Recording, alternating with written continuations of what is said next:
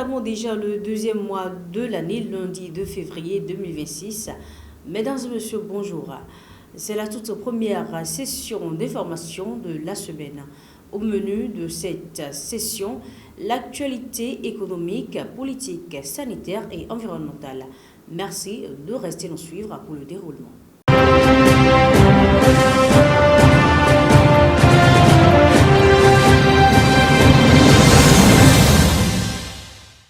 Cette édition s'ouvre avec l'actualité africaine. Le Mali et la Guinée ont conclu de nouveaux accords de coopération pour ouvrir et sécuriser un corridor alternatif de transit des marchandises via le port de Conakry afin de réduire la forte dépendance de Bamako aux axes traditionnels de Dakar et d'Abidjan. Ces accords portent sur le transport routier et maritime et prévoient l'octroi d'espaces portuaires et de facilités de traitement aux cargaisons maliennes en Guinée. En contrepartie, le Mali met à disposition 10 hectares de terrain à Conakry pour la construction d'infrastructures logistiques et d'entrepôts. Les flux commerciaux via la Guinée ont fortement progressé ces dernières années, mais restent très faibles comparés au volume transitant par le Sénégal et la Côte d'Ivoire. Cette stratégie s'inscrit dans la volonté de diversification née des difficultés d'approvisionnement provoquées par les sanctions de la CEDEAO en 2022. Toutefois, l'efficacité de ce nouveau corridor dépendra des coûts portuaires, de l'état des routes et du niveau de sécurité. Au Rwanda, un projet pilote fondé sur l'intelligence artificielle ambitionne d'améliorer l'accès et la qualité des soins face aux déficits de personnel médicaux, particulièrement en zone rurale. Baptisée Horizon 1000, l'application développée par la Fondation Gates et OpenAI en partenariat avec les autorités rwandaises, est testée pendant 2 ans dans une cinquantaine de dispensaires. Le pays ne compte qu'un médecin pour 1000 habitants, un ratio bien inférieur aux recommandations de l'OMS. Dotée d'outils d'aide à la décision, l'application vise à soutenir les soignants dans leurs pratiques quotidiennes, à optimiser et à renforcer sans s'y substituer leur jugement clinique. Le programme bénéficie d'un investissement de 50 millions de dollars.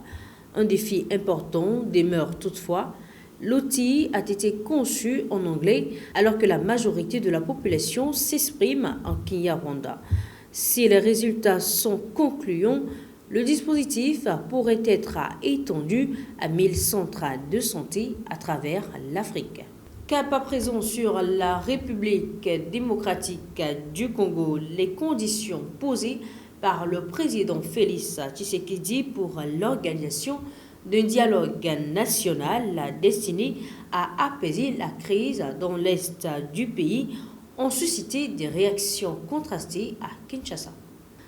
Lors de ses vœux au corps diplomatique, le chef de l'État s'est dit favorable au principe du dialogue tout en fixant des lignes rouges, tenu des discussions sur le territoire national sous l'autorité des institutions sans remise en cause du régime ni des décisions judiciaires en vigueur.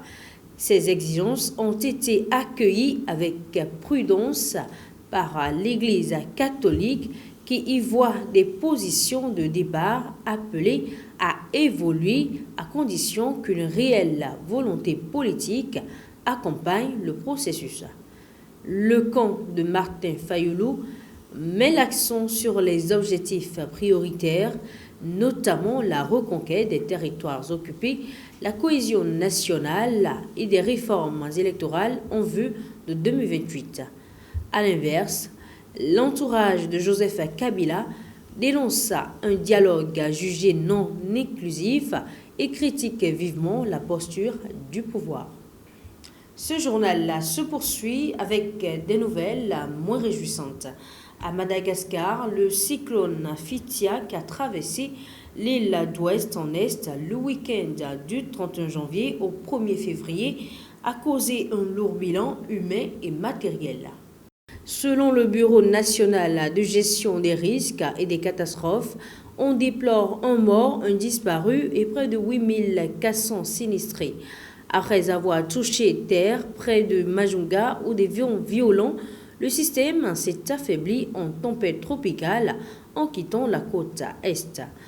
À Antananarivo, les pluies diluviennes ont provoqué d'importantes inondations dans plusieurs quartiers, forçant les habitants à évacuer en urgence et à circuler dans des rues submergées. Des dizaines de maisons ont été envahies par l'eau, certaines partiellement détruites. Si les dégâts semblent limités à l'échelle de la capitale, néanmoins, ils représentent un choc majeur pour des familles déjà vulnérables. Les autorités ont annoncé des mesures d'urgence pour drainer l'eau stagnante, tout en appelant à une vigilance sanitaire accrue dans un contexte d'épidémie d'Mpox. Et toujours en parlant de catastrophes climatiques, au Portugal, le gouvernement a annoncé une aide exceptionnelle de 2,5 milliards d'euros pour soutenir les populations touchées par la tempête Christine qui a fait 8 morts et provoqué d'importants dégâts, notamment dans la région centrale du pays. Alors que des dizaines de milliers de foyers restaient privés d'électricité début février, l'exécutif a également décidé de prolonger l'état de calamité jusqu'au 8 février dans les zones les plus affectées en raison de nouvelles pluies attendues et de risques accrus d'inondation. Réuni en Conseil des ministres exceptionnel, le gouvernement a détaillé un ensemble de 15 mesures d'urgence. Parmi elles, figurent des aides à la reconstruction des logements pouvant atteindre les 10 000 euros pour les sinistrés non assurés, ainsi qu'un soutien financier de 517 euros par personne en cas de perte d'activité. Des dispositifs spécifiques sont aussi prévus pour les entreprises avec des facilités de crédit et des allègements de charges sociales. Aucun bilan global des dégâts matériels n'a encore été établi à ce stade. Rebondissement dans l'affaire Jeffrey Epstein aux États-Unis, le ministère de la Justice a rendu public fin janvier 2026 des millions de documents liés à l'affaire, relançant l'attention mondiale sur ce scandale judiciaire majeur. Cette déclassification massive, annoncée par le procureur général adjoint Todd Blanche, comprend des pièces, des procédures, des correspondances et des éléments issus de perquisitions et de témoignages accumulés au fil des enquêtes. Les archives mettent en lumière l'ampleur du réseau gravitant autour du financier déchu ainsi que de la dimension transnationale de ses activités, notamment des déplacements internationaux, des circuits d'exploitation impliquant des mineurs.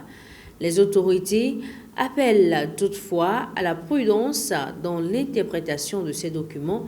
La mention de personnalité ne vaut pas preuve de culpabilité et de nombreux éléments révèlent des déclarations non corroborées. À ce stade, aucune nouvelle poursuite n'a été annoncée faute d'éléments juridiques suffisants.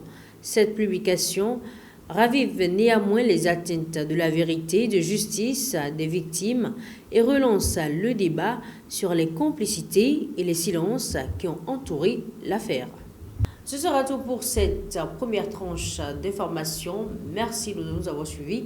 À très bientôt.